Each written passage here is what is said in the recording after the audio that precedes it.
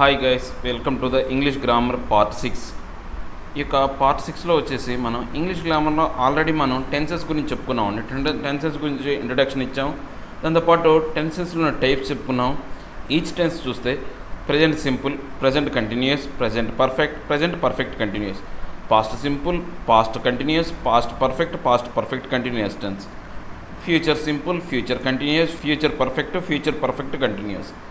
ఇలా ప్రతిదానికి ఒక 4 పార్ట్స్ ఉన్నాయని చెప్పాము.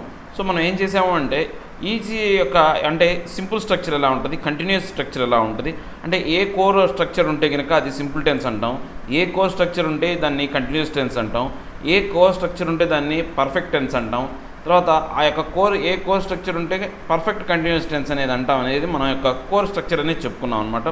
ఈరోజు మనం ఎలా చెప్తాము అంటే ఈ యొక్క కోర్ కన్స్ట్రక్షన్తో పాటు ఆ కోర్ స్ట్రక్చర్తో పాటు ఈ యొక్క ప్రజెంట్ టెన్స్ అంటే present simple, present continuous, present perfect continuous, past simple, past continuous, past perfect continuous.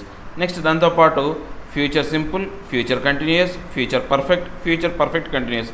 ఈ యొక్క ప్రతి ఒక్క స్ట్రక్చర్ అంటే ఈ యొక్క టెన్స్ యొక్క స్ట్రక్చర్ అనేది మనం చూద్దాం, అది ఎలా ఉంటుందో చూద్దాం. తర్వాత ఈ యొక్క యూసేజ్ కూడా మనం తెలుసుకుందాం. ఫస్ట్ మనం వచ్చేసరికి ప్రజెంట్ సింపుల్ టెన్స్ అంటే ఈ సింపుల్ టెన్స్లో మొత్తం 4 పార్ట్స్ అని చెప్పాం కదా. దాంట్లో ప్రజెంట్ సింపుల్ టెన్స్ యొక్క స్ట్రక్చర్ ఎలా ఉంటుందో చూద్దాం. మామూలుగా మనకి ఏ సెంటెన్స్ అయినా కానీ నార్మల్ స్ట్రక్చర్ ఎలా ఉంటుంది, సబ్జెక్ట్ వెర్బ్ ఆబ్జెక్ట్ ఉంటుంది. సో ఈ సింపుల్ టెన్స్లో మాత్రం ఈ స్ట్రక్చర్ అంటే ఈ యొక్క నార్మల్ స్ట్రక్చర్ ఈ సింపుల్ టెన్స్ యొక్క స్ట్రక్చర్ అవుతుంది. మనం యాక్చువల్గా ఏం చెప్పుకున్నాము, దాని యొక్క కోర్ స్ట్రక్చర్ ఎలా ఉంటుందని చెప్పుకున్నాము.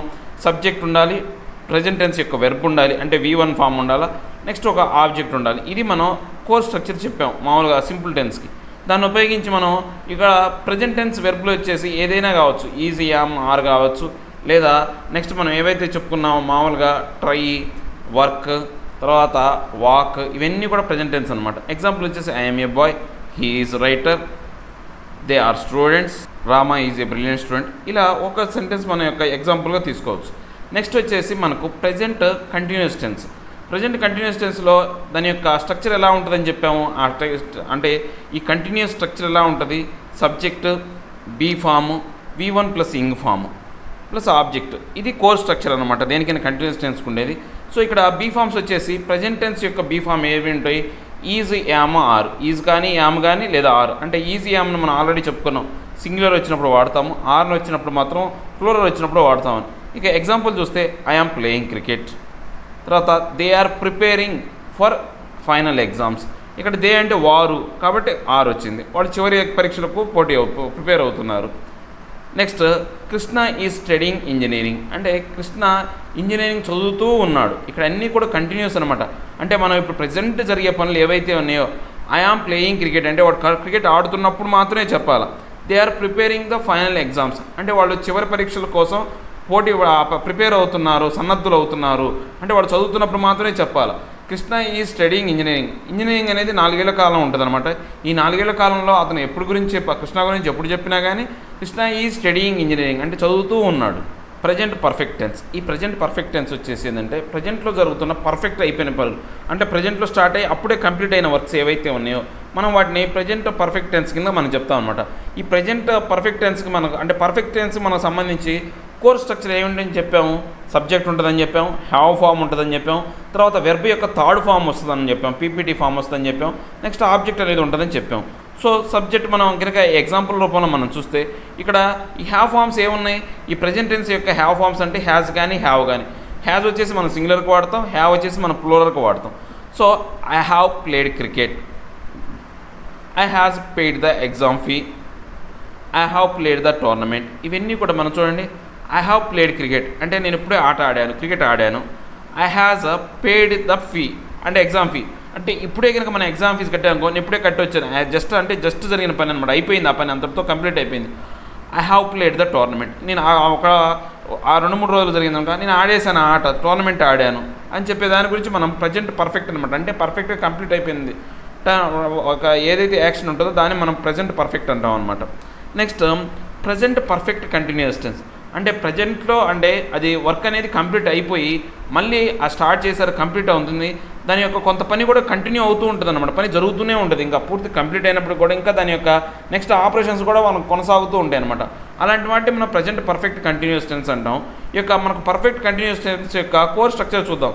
ఏంటి? సబ్జెక్ట్ ఉండాలి, హ్యావ్ ఫామ్ ఉండాలి, తర్వాత బీన్ అనే ఒక మనకు బీ ఫామ్ అనేది రావాలి. ఇది ఎందుకని చెప్పాము, మనకు పర్ఫెక్ట్ టెన్స్లో మనకి ఎప్పుడూ కూడా V3 ఫామ్ అనేది రావాలి, కానీ ఇక్కడ V3 ఫామ్ అనేది కుదరదు. అందుకోసం బీన్ అనేదాన్ని, అది ఆల్రెడీ V3 కాబట్టి బీన్ అనేదాన్ని మనం కంపల్సరీగా పెడదాం. అంటే మనకు ఇది పర్ఫెక్ట్ టెన్స్ని రిప్రజెంట్ చేసే అంశం అనమాట. సో ఈ రెండు కలిపాం కాబట్టి మనం కంటిన్యూస్ అనుకోండి, వెర్బ్ ప్లస్ ఇంగ్ ఫామ్ ఉంటుంది. సో ఈ కంటిన్యూస్ కోసం V1 ప్లస్ ఇంగ్ ఫామ్, ఈ రెండింటిని కలిపితేనే, అంటే పర్ఫెక్ట్ టెన్స్ని కంటిన్యూస్ టెన్స్ని రెండు కలిపితేనే పర్ఫెక్ట్ కంటిన్యూస్ టెన్స్ కాబట్టి. సో పర్ఫెక్ట్ టెన్స్లో ఉండే లక్షణాలు, కంటిన్యూస్లో ఉండే లక్షణాలు రెండు కలిపితేనే వచ్చే లక్షణాలు అన్నమాట ఇవి. సో ఇక్కడ మనకు ఇది ఇక్కడ నెక్స్ట్ ప్రజెంట్ టెన్స్ యొక్క ప్రజెంట్ పర్ఫెక్టే కదా, ఈ యొక్క ప్రజెంట్ టెన్స్ యొక్క హ్యావ్ ఫామ్స్ ఏమున్నాయి? హ్యాస్ కానీ హ్యావ్ కానీ ఉంటాయి. సో ఎగ్జాంపుల్ ఏంటి? I have been reading the book for 2 hours.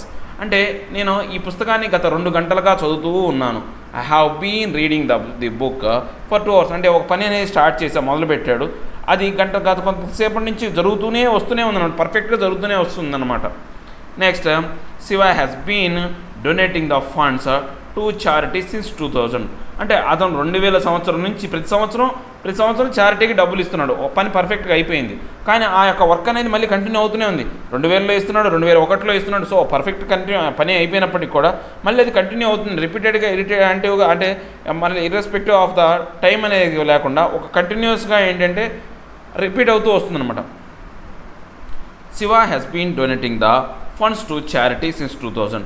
అంటే ఈ యొక్క 2000 సంవత్సరం నుంచి శివ అనే అతను ఆ ఫండ్స్ అనేవి డొనేట్ చేస్తూనే ఉన్నాడు. ఎవ్రీ ఇయర్ అతను ఫండ్స్ ఇస్తున్నాడు. ఒక సంవత్సరం ఇచ్చాడు అనుకోండి, ఆ పర్ఫెక్ట్ అయింది, అక్కడ పర్ఫెక్ట్గా కంప్లీట్ అయిపోయింది డొనేషన్ ఇవ్వడం. మళ్ళీ సెకండ్ ఇయర్ కూడా చేస్తున్నాడు. సో అందుకే దీన్ని పర్ఫెక్ట్ కంటిన్యూస్ టెన్స్ అన్నాం. నెక్స్ట్ మనం ఎగ్జాంపుల్ తీసుకున్నట్టు, ఈ has been studying in the college for the past 2 years. అంటే అతను 2 సంవత్సరాల నుంచి ఈ కాలేజీలో చదువుతూ ఉన్నాడు. ఇప్పుడు ఇంజనీరింగ్ మనకు 4 years అనుకోండి, అతను 2 సంవత్సరాలు అంటే సెకండ్ ఇయర్లోనో థర్డ్ ఇయర్లోనో ఉన్నాడు అనుకోండి, అప్పుడు మనం చెప్పొచ్చు అతను గత 2 సంవత్సరాలుగా మా కాలేజీలో చదువుతున్నాడు. అంటే ప్రతి సంవత్సరం కాలేజీ అయిపోతూనే ఉంది, పర్ఫెక్ట్గా కంప్లీట్ అయిపోతూనే ఉంది, కానీ అది ఇంకా కంటిన్యూ అవుతుందన్నమాట, ఒక సర్టెన్ పీరియడ్ వరకు కంటిన్యూ అవుతూ ఉంటుంది అనమాట. నెక్స్ట్ చూసుకుంటే పాస్ట్ సింపుల్. ఈ పాస్ట్ సింపుల్ కూడా మన కోర్ స్ట్రక్చర్ ఏంటి, దేనికైనా కానీ చెప్పాము మనం, మామూలుగా సబ్జెక్ట్, వెర్బ్, ఆబ్జెక్ట్ ఉంటుంది. సో ఇక్కడ పాస్ట్ కాబట్టి ఈ యొక్క వెర్బ్ అనేది పాస్ట్ V2 ఫామ్ ఉంటుంది అనమాట. So subject, verb, object. So ఇక్కడ కోర్ స్ట్రక్చర్ ఏంటి? Subject, past tense verb V2 కానీ కావచ్చు, లేకపోతే పాస్ట్ టెన్స్ వెర్బ్ అన్నా కావచ్చు, నెక్స్ట్ ఆబ్జెక్ట్ అన్నా ఉంటుంది అనమాట. ఐ వాజ్ ఏ ప్లేయర్ అంటే అతను ఒకప్పుడు ఆటగాడు అనమాట. Okay, I was a player. He was a thief అంటే ఒకప్పుడు దొంగ, ఇప్పుడు కాదు. He was a thief, was అంటే ఎప్పుడు కూడా మన పాస్ట్ టెన్స్లో చెప్పేది, ఇప్పుడు అతని యొక్క స్టేటస్ని చెప్పడానికి ఉపయోగించాం అనమాట. They worked for this mission అంటే వాళ్ళు ఈ మిషన్ కోసం ఆల్రెడీ పని చేసేసారు, అయిపోయింది, వాళ్ళు ఇంతకుముందు చేసిన పని. అంటే మనకు పాస్ట్లో జరిగిన అంశాలని, ఇప్పుడు ప్రజెంట్ సింపుల్ ఏం చెప్తుందంటే ఇప్పుడు ప్రస్తుతం జరుగుతున్న అంశాల గురించి చెప్తుంది. పాస్ట్ సింపుల్ ఏం చెప్తుంటే జరిగిపోయిన అంశాల గురించి మాట్లాడుతుంది అనమాట. రామ సా ఏ మూవీ ఎస్టర్డే అంటే రామ ఒక సినిమా చూశాడు. ఎప్పుడు చూశాడు? నిన్న చూశాడు కాబట్టి సా అన్నాం. అంటే ఇప్పుడు చూస్తూ ఉన్నాడు అనుకోండి, Rama is seeing the movie అంటాం.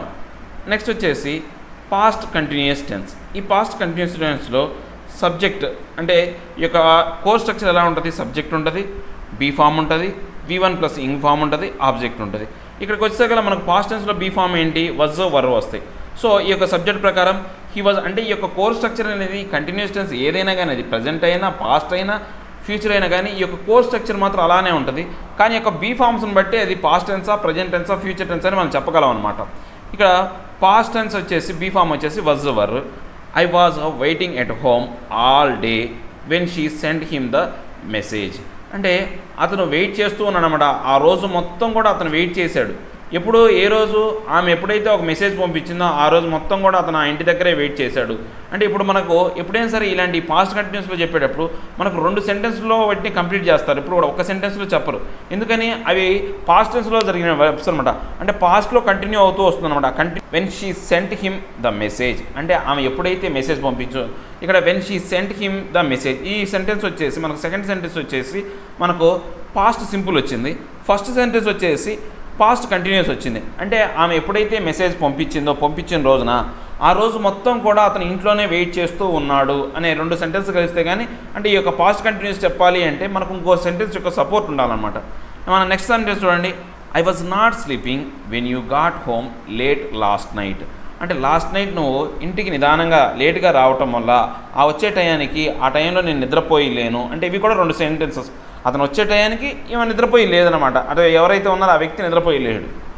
నెక్స్ట్ వచ్చేసరికలా Ellen was cutting the grass the other day when the snake appeared. ఎప్పుడైతే స్నేక్ అపియర్డ్ అయినా మరుసటి ముందు రోజు మాత్రమే అలెన్ అనేవాడు ఆ యొక్క క్రాస్ను కట్ చేస్తూ ఉన్నాడు. అక్కడ ఉన్న పచ్చిక మైదానాన్ని కట్ చేస్తూ ఉన్నాడు అనమాట. అంటే ఇక్కడ చూడండి ఇక్కడ కూడా 2 సెంటెన్స్లు అనమాట. Other day when the snake appeared, ఇది కూడా సింపుల్ పాస్ట్ సింపుల్ అనే సెంటెన్స్. ఇక్కడ వచ్చాక మనకు పాస్ట్ కంటిన్యూస్ సెంటెన్స్. ఈ 2 సెంటెన్స్ కంబైన్ చేస్తేనే మనకు ఈ కంటిన్యూస్ సెంటెన్స్ అనేది రాయగలం. అంటే 2 సెంటెన్స్ సపోర్ట్ ఉండాలి ఎప్పుడైనా సరే కంటిన్యూస్ సెంటెన్స్. ఎందుకని మనం పాస్ట్ని రిప్రజెంట్ చేసే విధంగా ఉందన్నమాట. Next past perfect sentence.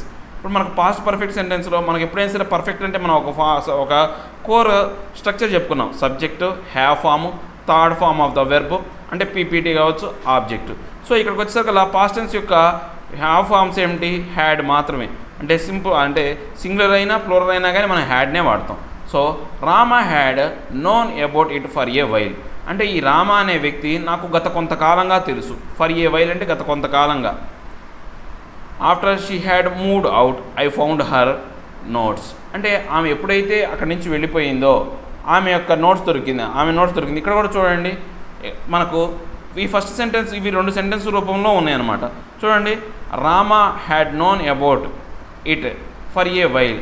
అంటే దాని గురించి రామకి గత కొంతకాలంగా తెలుసు అనే దానికి సంబంధించి దాని గురించి. అంటే ఈ 2 సెంటెన్స్ కలిపితేనే అంటే ఎప్పుడైనా సరే మనం పాస్ట్ రిప్రజెంట్ చేసే విధంగా ఉంది.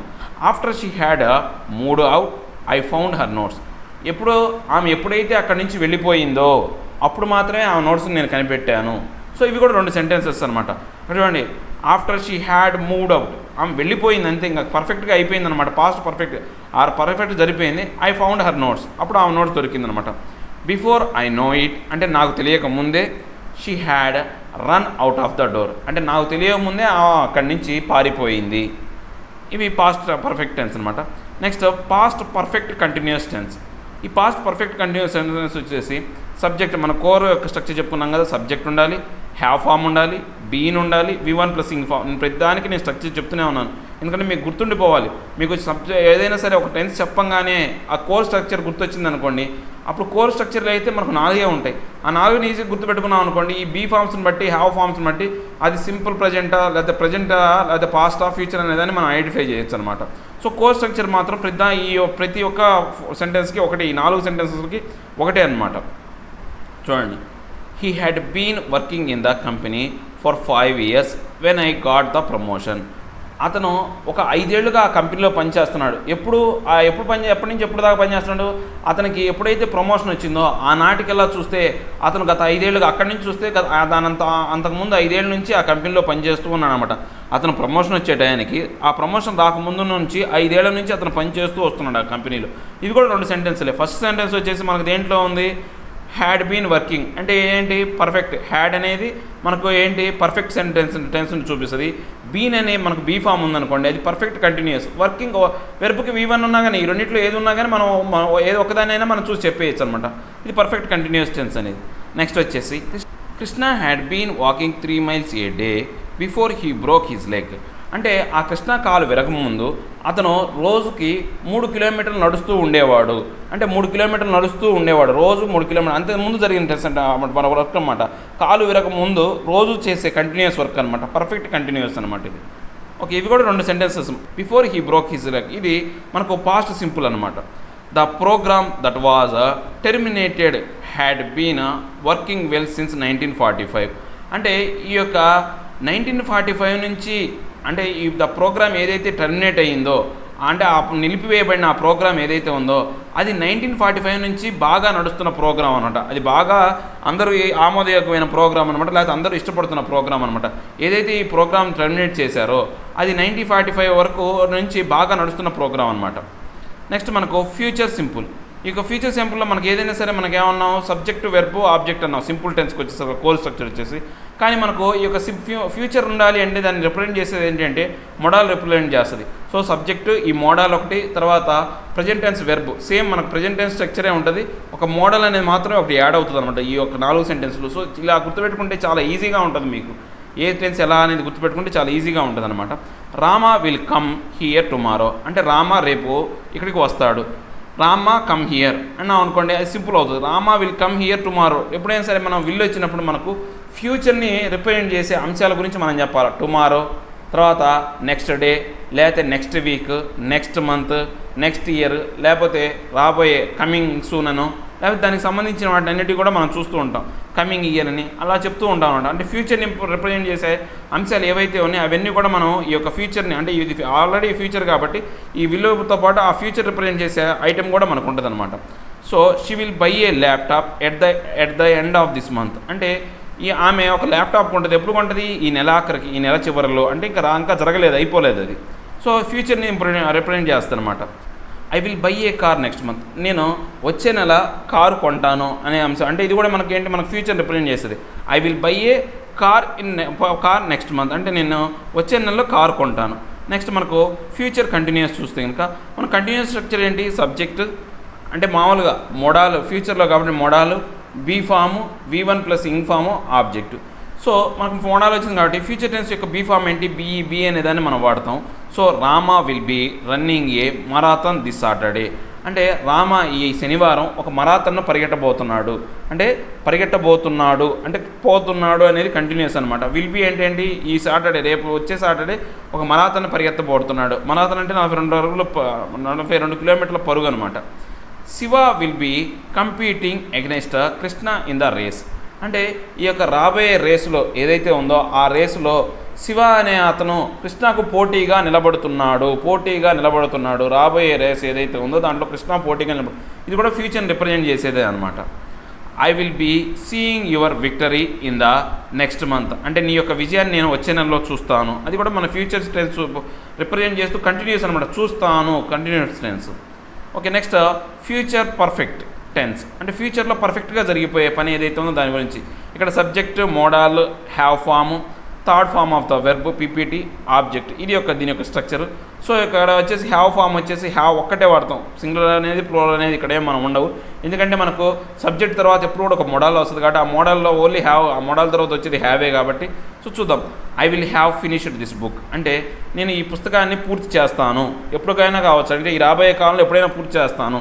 I will have finished the book. She will have cooked dinner అంటే ఆమె నైట్కి కావాల్సిన ఆహారాన్ని వండుతుంది. రాత్రి డిన్నర్కి నిద్రపోయే ముందు తినే ఆహారానికి సంబంధించిన ఆహారాన్ని వండుతుంది. అది కూడా ఫ్యూచర్ రిప్రజెంట్ చేసేది. I will have stopped raining అంటే రాబోయే ఈ వర్షాన్ని నేను ఆపుతానమాట. ఆపుతానని చెప్తున్నాను అంటే జరగబోయేదే అనమాట. Next future perfect continuous tense. ఈ ఫ్యూచర్ పర్ఫెక్ట్ కంటిన్యూస్ టెన్స్లో సబ్జెక్ట్ మనకు modal have form been V1 plus ing form object ఇవే దీని యొక్క కోర్ స్ట్రక్చర్. సో దీంట్లోకి వచ్చేసరికి మనం in November I will have been working at this company for 3 years అంటే ఈ యొక్క రాబోయే నవంబర్లో నవంబర్ కనుక వచ్చింది అనుకోండి ఈ కంపెనీలో నేను పని చేయబట్టి 3 years అవుతుంది. మనం చెప్తాం కదా వచ్చే రోజుకి మనం మొత్తం నేను ఇక్కడ పని చేయబట్టి సంవత్సరం అయిందనో 2 సంవత్సరాలు అయిందో అలానే ఈ రాబోయే నవంబర్లో ఈ యొక్క కంపెనీలో నేను పని చేయబట్టి 3 సంవత్సరాలు పూర్తి అవుతుంది అని చెప్తున్నారు అనమాట. ఇది పర్ఫెక్ట్ అంటే పర్ఫెక్ట్గా ఇంతకుముందు జరిగింది కంపెనీలో పనిచేయడం అనేది స్టార్ట్ అయ్యింది. ఆ కంటిన్యూ అవుతూనే ఉందన్నమాట. అది కూడా ఎప్పుడు ఫ్యూచర్లో చెప్తే అంటే ఇంకొన్నాళ్ళలో కంటిన్యూ అవుతూ కొన్నాళ్ళలో కూడా అది ఇంకా పూర్తి అవుతుంది అనమాట దానికి సంబంధించి. When I turn 30 I will have been playing piano for 21 years నాకు 30 సంవత్సరాలు కనుక వచ్చినాయి అనుకోండి నేను గత 21 ఏళ్ళుగా ఈ పియానోని ప్లే చేస్తున్నాను అంటే ఈ పియానోని నేను ఊదుతున్నాను అని చెప్పొచ్చు అనమాట. ప్లే చేస్తున్నానని చెప్పొచ్చు. Next on Saturday I will have been knowing you for a week రేపు సాటర్డే వస్తే నువ్వు గత వారం రోజుల నుంచి నాకు తెలిసిన వాడివి అవుతావు అంటే గత వారం రోజులుగా నాకు తెలిసిన వాడివి అవుతావు అని చెప్పేది. ఇవండి ఈరోజు నా క్లాస్. రేపు నేను నెక్స్ట్ క్లాస్లో ప్రజెంట్ సింపుల్ని ఎప్పుడు ఉపయోగిస్తాం, ప్రజెంట్ కంటిన్యూస్ని ఎప్పుడు ఉపయోగిస్తాం, ప్రజెంట్ పర్ఫెక్ట్ కంటిన్యూస్ని ప్రజెంట్ పర్ఫెక్ట్ని మనం ఎప్పుడు ఉపయోగిస్తామో మనం చూద్దాం. దాంతోపాటు ఇంకా past simple, past continuous, past perfect continuous, future simple, future continuous, future perfect continuous. ఇలా మొత్తం ఈ 12 టైప్స్ ఆఫ్ టెన్సెస్ని మనం ఏ కాలాల్లో ఎలా వాడతాం అది కనుక తెలుసుకున్నాం అనుకోండి, మనకు ఇంగ్లీష్ అనేది చాలా ఈజీ అవుతుంది అనమాట. ఇంగ్లీష్ మాట్లాడాలన్నా కానీ, ఇంగ్లీష్లో మనం గ్రామటికల్ మిస్టేక్స్ వెతకాలన్నా కానీ, లేకపోతే ఏదైనా ఒక ఇంగ్లీష్ పేపర్ కానీ ఇంకేదైనా ఇంగ్లీష్ సంబంధించిన ఏవైనా ఆర్టికల్స్ మనం ఈజీగా చదవాలంటే ఈ టెన్సెస్ కనుక మనకు పర్ఫెక్ట్గా ఐడియా ఉందనుకోండి, దాంతోపాటు కొన్ని డిఫికల్ట్ వర్డ్స్, వొకాబులరీ వర్డ్స్ కనుక తెలిస్తే కనుక ఆ పేపర్ అనేది మనం ఈజీగా చదివేయచ్చు అనమాట. సో ఈ యొక్క సెంటెన్స్ ద్వారానే, ఈ యొక్క టెన్సెస్ ద్వారానే మన యొక్క ఆ సెంటెన్స్ యొక్క స్ట్రక్చర్ అనేది, కన్స్ట్రక్షన్ అనేది గ్రామటికల్గా ఎలా కన్స్ట్రక్ట్ అయ్యిందో మనం చెప్పొచ్చు అనమాట. సో దీంట్లో నెక్స్ట్ క్లాస్తో మీకు ఫుల్ ఫ్లెడ్జ్ నాలెడ్జ్ వచ్చే విధంగా నేను ట్రై చేస్తాను. అంటే ఈ యొక్క టెన్సెస్ని ఏ కాలం మనం ఎలా వాడతాం అనే దాని గురించి నేను నెక్స్ట్ క్లాస్లో చెప్తాను అనమాట. Thank you for watching. This is my 6th class in English grammar. If you like my video, like, share and subscribe. If you want to tell anything, please comment. Thank you very much.